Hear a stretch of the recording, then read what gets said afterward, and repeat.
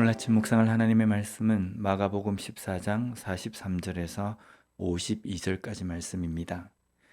겟세마네에서 제자들과 기도하신 예수님은 예수님을 잡으러 온 무리들에게 잡히십니다.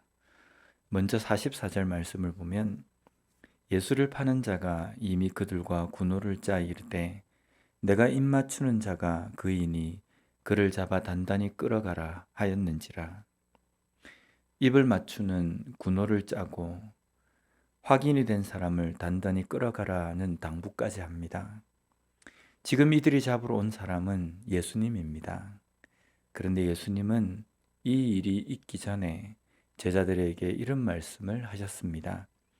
마태복음 20장 18절 19절 말씀에 보라 우리가 예루살렘으로 올라가노니 인자가 대제사장들과 서기관들에게 넘겨짐에 그들이 죽이기로 결의하고 이방인들에게 넘겨주어 그를 조롱하며 채찍질하며 십자가에 못 박게 할 것이나 제3일에 살아나리라. 조롱하며 채찍질하며 십자가에 못 박게 할 것이다. 이것은 예수님께서 잡히시고 사람들에 의해서 죽임을 당할 것을 예고하신 것입니다. 이 말씀은 12 제자들에게 하신 말씀입니다. 그리고 이 자리에는 가룟 유다도 함께 있었습니다.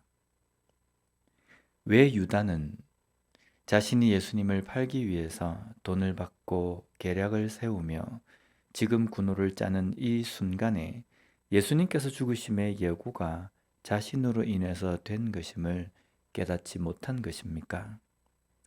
예수님께서 이 예고를 하실 때에 유다는 어떤 마음을 가졌겠습니까? 우리는 참 궁금합니다.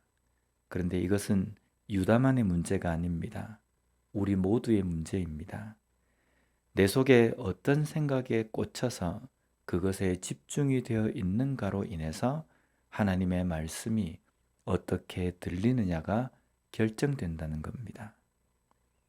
그런데 이런 상황은 그럴 수 있겠다라는 것이 아니라 너무 두려운 것입니다. 변함이 없는 하나님의 말씀입니다.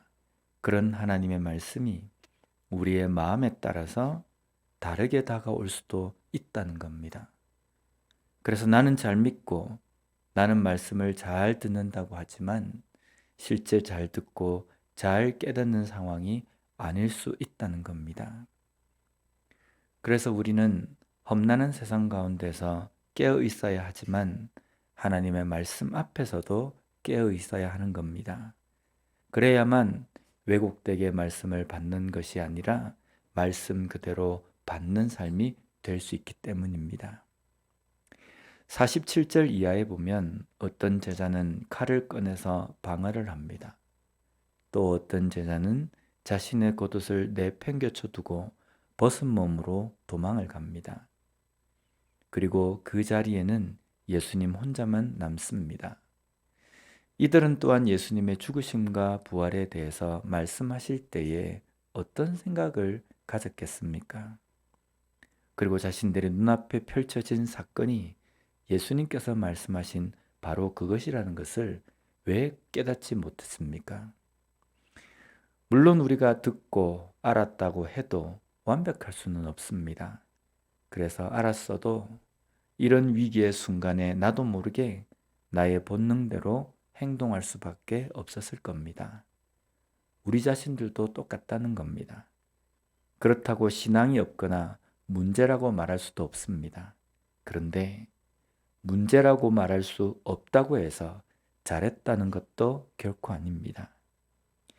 예수님의 말씀 앞에 서 있던 유다를 비롯해서 베드로, 요한 등 모든 제자들은 말씀을 대하는 바른 모습으로 서 있지 못한 것입니다.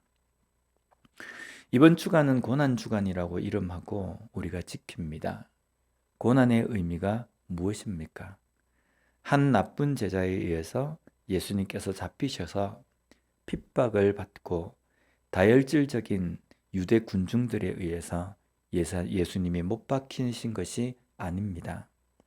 이 고난은 나를 위한 고난입니다. 예수님께서 이 고난을 당하지 않으셨으면 이 죽음을 당하지 않으셨으면 우리는 그 어떤 방법으로 구제될 수 없는 존재라는 겁니다. 의미, 말씀의 의미, 고난의 의미, 구원의 의미를 다시 한번 묵상하는 이 한 주간이 되었으면 좋겠습니다. 그래서 제자들처럼 그 말씀이 성취되는 순간 당황하지 않고 그 말씀 앞에서 순종할 수 있으며 거기에 따라서 온전히 바른 길을 걸어갈 수 있는 우리 모두가 되었으면 좋겠습니다. 기도하겠습니다. 하나님 아버지 감사합니다. 예수님께서 잡히시던 이 말씀을 통하여서 다시 한번 우리가 하나님의 말씀 앞에 어떻게 서 있어야 하는지 깨닫게 해주시니 감사합니다. 내 생각, 나의 고집, 나의 이익, 나의 생각으로 말미암아 하나님의 말씀을 왜곡되게 듣지 않도록 도와주시고 오직 모든 것을 내려놓고 하나님의 말씀을 바로 듣고 바로 깨달음으로 말미암아 하나님의 말씀이 내 삶 속에 성취되어질 때에 당황하지 않고 순종하며 걸어갈 수 있는 우리의 삶이 될 수 있게 주님 도와주시옵소서. 예수님 이름으로 기도드립니다. 아멘.